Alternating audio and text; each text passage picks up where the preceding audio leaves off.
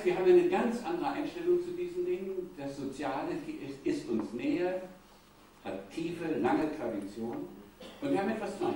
Wir sind eine späte Staatsnation, ein später Nationalstaat geworden im 19. Jahrhundert. Nichts ist da präsenter als das Autofahren.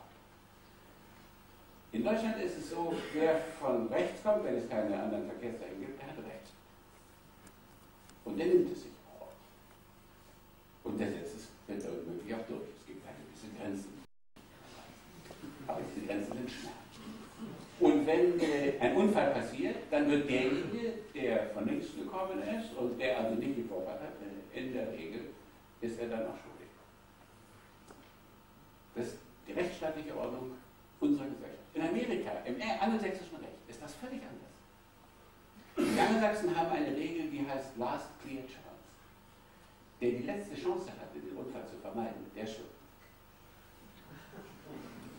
Ja, eine völlig andere Regel. Also eine, die auf die Eigenverantwortung des Individuums zurückführt und nicht auf eine formale Rechtsordnung.